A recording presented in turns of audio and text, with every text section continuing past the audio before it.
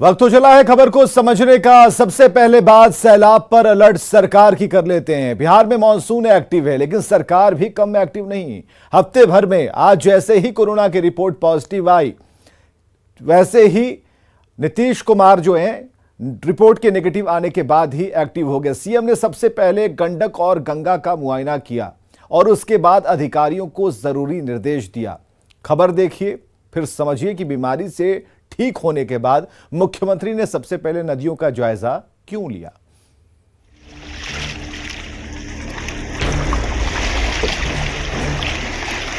गंडक की इसी धार ने पटना की चिंता बढ़ा दी है। लिहाजा हफ्ते भर बाद सीएम नीतीश की कोरोना रिपोर्ट जैसे ही निगेटिव आई, सीएम एक्टिव हो गए। सीएम नीतीश कुमार ने पीएमसीएच के पास गंडक के जलस्तर को देखा, साथ ही गंगा के आसपास के इलाकों की भी जानकारी ली। मुआयना करने के बाद मुख्यमंत्री ने अधिकारियों से हर वक्त मुस्तैद रहने का निर्देश दिया, क्योंकि बाढ़ की इन तस्वीरों से साफ है कि सैलाब फिर बिहार में सितम ढा सकता है।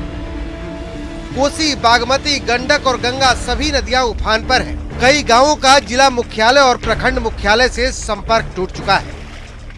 कोविड के ठीक होते ही सबसे पहले जेपी सेतु होते हुए गंगा में जो बढ़े जलस्तर है इलाकों में, उन्हें मुआयना करने के लिए वो निकले और वहां से गंगा पथ की ओर बढ़े। गंगा पथ से होते हुए पीएमसीएच की ओर तमाम जो गंगा का जो जलस्तर है उसको मुआयना किया और उनके साथ साथ अधिकारियों को जरूरी निर्देश भी दिए। सीएम नीतीश कुमार कुछ दिनों से बीमार चल रहे थे। 26 जुलाई को सीएम नीतीश कुमार की कोविड रिपोर्ट पॉजिटिव आई थी। 8 दिनों बाद मुख्यमंत्री की कोविड रिपोर्ट निगेटिव आ चुकी है, जिसके बाद सीएम फिर से एक्टिव मोड में आ चुके हैं। पटना से न्यूज 18 के लिए आनंद अमृतराज और रवि एस नारायण की रिपोर्ट। अब आप समझिए कि नीतीश कुमार बाढ़ को लेकर इतने अलर्ट क्यों हैं। बिहार के करीब 74% इलाके हर साल बाढ़ से प्रभावित होते हैं।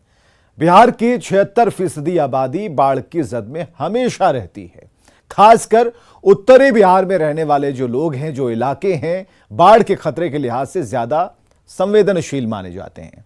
नेपाल से आने वाली नदियां ढलान के कारण तेजी से बिहार में प्रवेश करती है और आपको यह जानकर हैरानी होगी कि 38 में 28 जिले हर साल बाढ़ की विभीषिका को झेलते हैं। आपदा प्रबंधन विभाग के मुताबिक पिछले साल बिहार के 16 जिलों में बाढ़ के हालात बने। तकरीबन 1333 गांव पानी में डूब गए। 85 लाख के करीब लोग प्रभावित हुए। कई लोगों की जान चली गई। हजारों मकान बाढ़ में तबाह हो गए। हजारों एकड़ खेत में जो खड़ी धान और गन्ने की फसल थी, बर्बाद हो गई। अभी लोग पिछले साल की तबाही से उबर रहे थे। एक बार फिर बाढ़ की दस्तक शुरू हो गई। बढ़ते हैं आगे। बिहार में एक बार फिर सैलाब सितम ढाने पर आमादा है। नदियां डरा रही हैं। हालात ये हैं कि अब निचले इलाकों में भी पानी अपना डेरा जमाने लगा। लिहाजा लोगों के सामने एक बार फिर जिंदगी बचाने की चुनौती खड़ी है।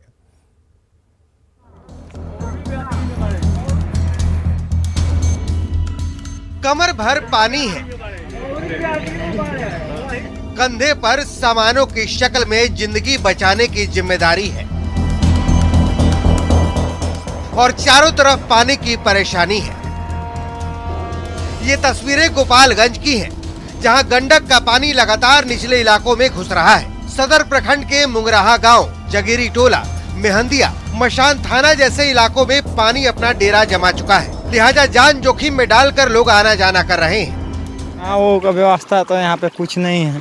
ऐसे रोड भी टूटा हुआ है, किसी तरह गुजर कर रहे हैं, साइकिल से ला रहे हैं। हादसा होने का भी डर होता हादसा होने का भी डर है। रोड पूरा टूटा हुआ है, कोई रोड का व्यवस्था ही नहीं है। यहाँ और लोग हैं, कितनी परेशानी हो रही है आप लोग को? बहुत परेशानी हो रही है। परेशानी को झेलना पड़ता है, क्या करेंगे। नाव का इंतजाम नहीं हुआ है अभी? नाव का अभी इंतजाम नहीं हुआ है। नाव चलने वाला भी नहीं है अभी। ये और कौन कौन सा गांव है अंदर जहाँ पानी फैल गया है? ये सारा जगीरी टोला में पड़ता है। इधर गंडक में उफान के बाद बगहा के पिपरासी और ठकराहा प्रखंड में भी पानी ने प्रहार करना शुरू कर दिया है। मचानों पर मच्छरदानी वाला ये आसरा बता रहा है कि हालात बिगड़ रहे हैं। पिछले 24 घंटे से गंडक नदी के जलस्तर में वृद्धि के बाद पिपरासी और ठकराहा प्रखंड के कई गांवों में पानी घुस चुका है। नेपाल में हो रही लगातार बारिश के कारण नदियां उफान पर हैं। जल संसाधन विभाग के तमाम अभियंताओं की टीम काम तो जरूर कर रही है। जिला प्रशासन ने भी निचले इलाकों से लोगों को खाली कराने का काम शुरू कर दिया गया है। गंडक किनारे नदी का पानी धीरे धीरे प्रवेश कर रहा है, लिहाजा जिला प्रशासन की ओर से निचले इलाके में बसे लोगों को सुरक्षित स्थानों पर पहुंचाने का निर्देश दे दिया गया है। न्यूज 18 के लिए बगहा से मुन्ना राज और गोपालगंज से गोविंद कुमार की रिपोर्ट। अब आप समझिए कि नदियों का जलस्तर बढ़ रहा है तो सरकार कितनी तैयार है। जल संसाधन विभाग के अधिकारी और इंजीनियर अलर्ट मोड में हैं। त्वरित कार्रवाई के लिए हर किलोमीटर पर एक स्थानीय प्रहरी की तैनाती कर दी गई है। संवेदनशील जगहों को चिन्हित किया गया है। बाढ़ सुरक्षात्मक सामानों का भंडारण किया गया है। मुख्यालय स्तर पर पल पल अपडेट लिए जा रहे हैं। 24 घंटे कार्यरत कॉल सेंटर के जरिए लोगों को सचेत किया जा रहा है। कॉल सेंटर 24 घंटे 7 दिन काम कर रहा है। जल संसाधन विभाग की तरफ से सोशल मीडिया और दूसरे माध्यमों से लगातार अपील की जा रही है कि अगर किसी व्यक्ति को अपने इलाके के तटबंध में कटाव, रिसाव, दरार या फिर पाइपिंग दिखे या फिर तटबंध की सुरक्षा को किसी अन्य प्रकार का खतरा लगे, विभाग के टोल फ्री नंबर 180034565145 पर कॉल करके सूचना या फिर ट्विटर पर #HelloWRD के साथ ट्वीट कर सकता है, सूचना दे सकता है। विभाग की ओर से ऐसी सूचनाओं पर त्वरित कार्रवाई सुनिश्चित की जा रही है। बढ़ते हैं आगे। अब बात आन बान शान की। देश की आजादी के 75 साल पूरा करने जा रहा है देश, और 75वीं वर्षगांठ को खास बनाने के लिए सरकार की ओर से आजादी का अमृत महोत्सव के तहत कई खास आयोजन किए जा रहे हैं। इसी कड़ी में दिल्ली में भव्य तिरंगा यात्रा निकाली गई, जिसमें बीजेपी के सांसद और मंत्रियों ने पूरे जोश के साथ हिस्सा लिया। विश्व तिरंगा प्यारा, झंडा ऊंचा रहे हमारा, वीरों को हरसाने वाला दुनिया। देश की आजादी के 75 साल पूरे हो रहे हैं। विजयी विश्व तिरंगा प्यारा, झंडा ऊंचा रहे हमारा। 75वीं वर्षगांठ को खास बनाने के लिए सरकार की ओर से आजादी का अमृत महोत्सव के तहत कई खास आयोजन किए जा रहे हैं। इसी कड़ी में बुधवार को दिल्ली में तिरंगा यात्रा निकाली गई। संसद सदस्यों ने बाइक पर सवार होकर तिरंगा यात्रा निकाली। इस यात्रा को लाल किला पर उपराष्ट्रपति वेंकैया नायडू ने हरी झंडी दिखाकर रवाना किया। इस तिरंगा यात्रा में केंद्रीय मंत्री स्मृति ईरानी स्कूटी पर नजर आईं। अपने आप में संदेश है। तिरंगा संदेश है बलिदान का, तिरंगा संदेश है त्याग का, तिरंगा संदेश है एक संवेदनशील राष्ट्र का, तिरंगा संकेत है मानवीय मूल्यों का, और तिरंगा संकेत है भारत के संकल्पों का। इस तिरंगा यात्रा में सभी सांसदों से शामिल होने की अपील की गई थी, लेकिन विपक्षी सांसदों ने इस यात्रा से किनारा कर लिया, जिस पर दिनेश लाल निरहुआ ने हंसते हुए तंज कस दिया। आदमी शामिल नहीं हुए, कम से कम अपने घर पे तिरंगा लगाएं, वही बहुत होगा, क्योंकि ये हर हिंदुस्तानी के लिए है। दरअसल अमृत महोत्सव के तहत हर घर तिरंगा का आयोजन किया जा रहा है। पीएम मोदी ने भी अपील की है कि लोग अपने घरों पर तिरंगा जरूर फहराएं, क्योंकि तिरंगा हमें जोड़ता है और देश के लिए कुछ करने के लिए प्रेरित करता है। दिल्ली से न्यूज 18 के लिए विनीत और रचना की रिपोर्ट।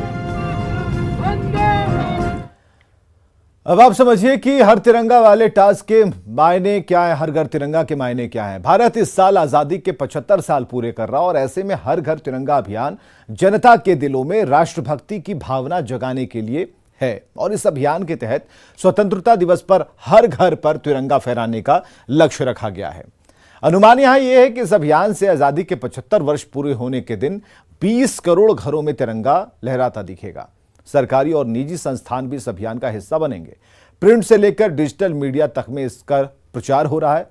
अभियान को सफल बनाने के लिए 25 करोड़ झंडों की जरूरत पड़ने वाली है, और ऐसे में लघु उद्यमियों के बीच भी इस अभियान को लेकर उत्साह है, क्योंकि झंडों की जरूरत पूरा करके वो अपने कारोबार का विस्तार कर सकते हैं। जानकारी के मुताबिक एक झंडा बनाने में 10 से 12 रुपए आते हैं, और ऐसे में मात्र एक दिन में 200 करोड़ का कारोबार संभव है। अब आप समझिए कि खास अभियान पर बीजेपी फोकस्ड क्यों है।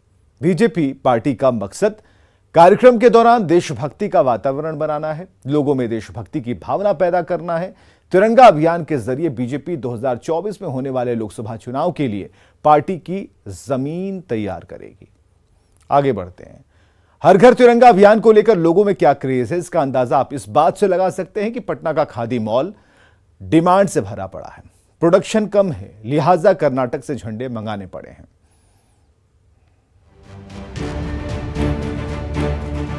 आजादी के अमृत महोत्सव पर पूरे देश का जोश हाई है।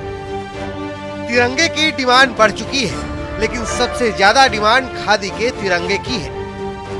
इस बार पूरी तैयारी है। हर घर तिरंगा अभियान भी चलेगा, चाहे स्कूल हो, कॉलेज हो या फिर दफ्तर हो, घर हो, हर जगह तिरंगे ही तिरंगे नजर आएंगे। और ये खादी मॉल है जहां पर हर देख सकते हैं कर्मी के हाथ में इस वक्त तिरंगा लहरा रहा है। पिछले 10 दिनों से तिरंगे की थोक में एडवांस बुकिंग जारी है और डिमांड को देखते हुए कर्नाटक से 1.5 लाख से ज्यादा झंडे मंगवाए गए हैं। तिरंगे की डिमांड इतनी ज्यादा है कि कर्नाटक भी तिरंगा देने को तैयार नहीं है। ऐसे में खादी मॉल ने अब अपना प्रोडक्शन शुरू कर दिया है। 500 से लेकर 5000 तक के झंडे का ऑर्डर है। सारे लगे हुए हैं कि अधिक से अधिक उत्पादन करके मॉल को उपलब्ध कराया जाए, ताकि लोगों को झंडे आसानी से मिल जाए और सस्ते दर पर भी मिल जाए। प्रधानमंत्री नरेंद्र मोदी के हर घर तिरंगा के आह्वान के बाद देश भर में तिरंगे झंडे की जबरदस्त मांग है। पूरे देश में आजादी का अमृत महोत्सव मनाने के लिए लोगों में जबरदस्त उत्साह देखा जा रहा है। पटना से न्यूज़ 18 के लिए रजनीश कुमार की रिपोर्ट। तिरंगे की डिमांड को देखते हुए सरकार ने खास व्यवस्था की है ताकि आपको अमृत महोत्सव मनाने में दिक्कत ना हो। भारत आजादी के 75 साल पूरे होने पर अमृत महोत्सव मना रहा है। हर घर तिरंगा अभियान को लेकर प्रधानमंत्री नरेंद्र मोदी ने लोगों से आह्वान किया है, इसलिए तिरंगों की मांग में वृद्धि हो गई है। लोगों को तिरंगे की आपूर्ति हो पाए, इसके लिए अब डाक विभाग ने ऑनलाइन तिरंगे की डिलीवरी करनी शुरू कर दी है।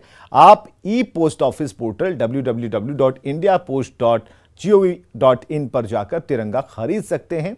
डाक विभाग द्वारा बेचे जा रहे झंडे की कीमत 25 रुपए है। याद रखिएगा, ऑर्डर दिए जाने के बाद यह कैंसिल नहीं होगा। बिहार के 9000 से ज्यादा डाकघरों में बिक्री हो रही है। केवल डाकघर ही नहीं, online shopping sites Amazon, Flipkart और मिंत्रा के जरिए आप तिरंगा ऑर्डर कर सकते हैं। इन साइट्स पर आपको 200 रुपए के आसपास की शुरुआती कीमत पर तिरंगा झंडा मिल सकता है। अब बात बेटियों के कमाल की करते हैं। बर्मिंघम में चल रहे कॉमनवेल्थ गेम्स में भारतीय महिला हॉकी टीम ने धमाल किया। कनाडा की टीम को 3-2 से हराया और इसके साथ भारतीय टीम हॉकी सेमीफाइनल में पहुंच गई।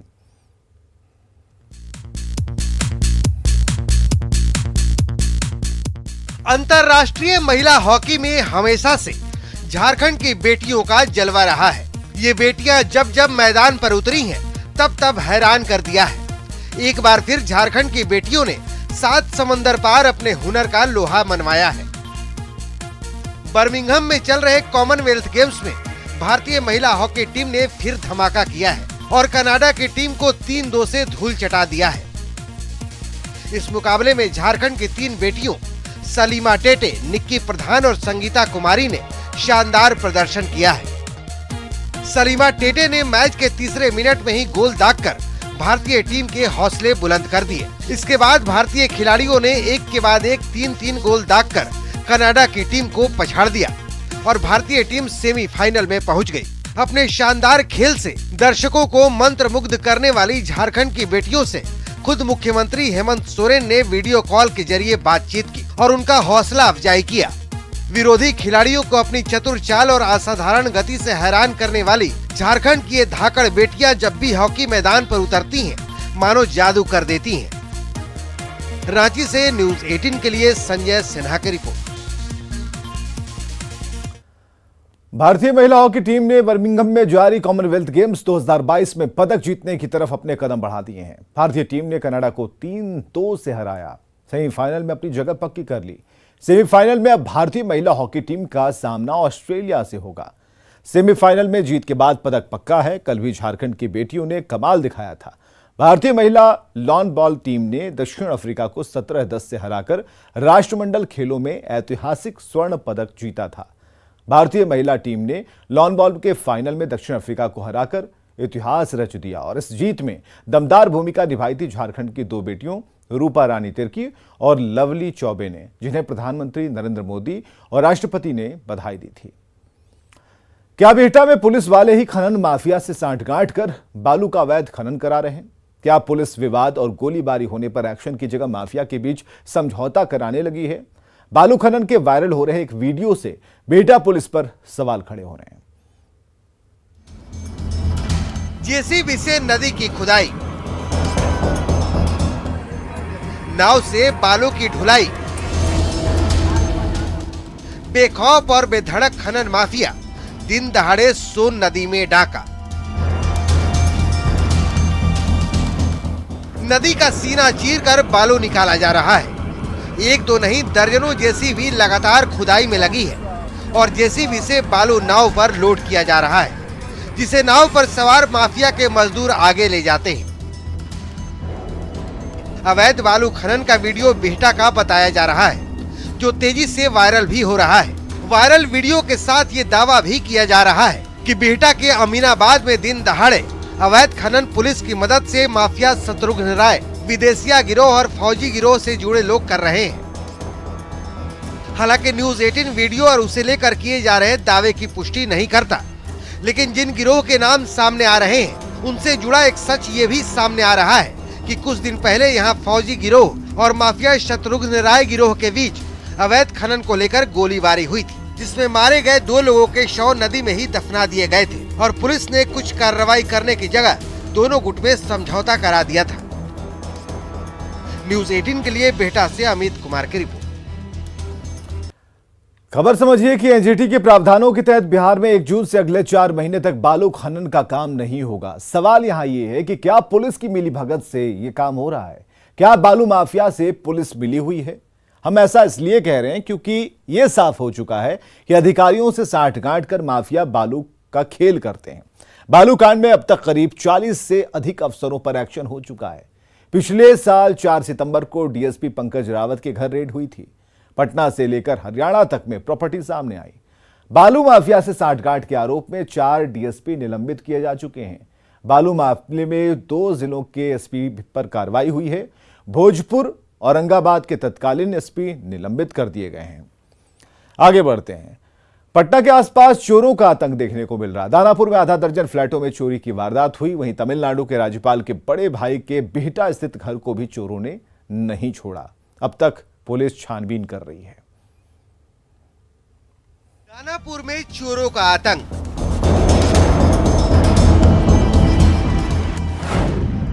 एक रात में 6 घर साफ। राज्यपाल के भाई के घर भी चोरी।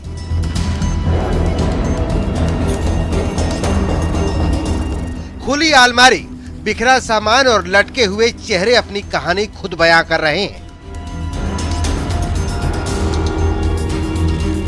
तस्वीरें दानापुर की हैं। दानापुर में एक रात में चोरों ने आधे दर्जन घरों पर हाथ साफ कर दिया। राम जयपाल नगर के ओरिएंट हाइट अपार्टमेंट में तो चोरों ने एक साथ 3 फ्लैट पर हाथ साफ कर दिए। फ्लैट नंबर 202, 203 और 206। फ्लैट नंबर 206 में रहने वाले हाई कोर्ट के सेक्शन ऑफिसर संजय कुमार सिन्हा के घर से 2 लाख कैश समेत 40 लाख के सामान की चोरी हुई है। 96 में मेरी शादी हुई थी। उस समय से हम लोग थोड़ा बहुत गहना बनाते यहाँ तक पहुँचे। दानापुर से सटे बिहटा की ये तस्वीर है। ये घर किसी ऐसे गैरे का नहीं, बल्कि तमिलनाडु के राज्यपाल RN रवि के भाई का है। पूरा परिवार अपने भाई के यहाँ तमिलनाडु गया हुआ था, जिसका फायदा उठाते हुए चोरों ने उनके घर पर हाथ साफ कर दिया। घर पे चोरी हुई है। अभी तक उनके द्वारा पुष्टि नहीं की गई है कितने का लॉस उनके घर पे हुआ है। जैसे ही हमें आगे की सूचना मिलेगी, इनके द्वारा क्लू दिए जाएंगे तो हम डेफिनेटली उस पर वर्क करेंगे। पुलिस CCTV खंगाल रही है, लेकिन एक ही रात में 6 घरों में चोरी की घटना पुलिस की रात्रि गश्ती पर सवाल तो खड़े करते ही हैं। सवाल ये भी है कि जब राज्यपाल के भाई का घर सुरक्षित नहीं है तो आम आदमी कितना सुरक्षित होगा। न्यूज 18 के लिए दानापुर से अमरजीत शर्मा की रिपोर्ट। और खबरें लगातार जारी हैं, बने रहिए हमारे साथ।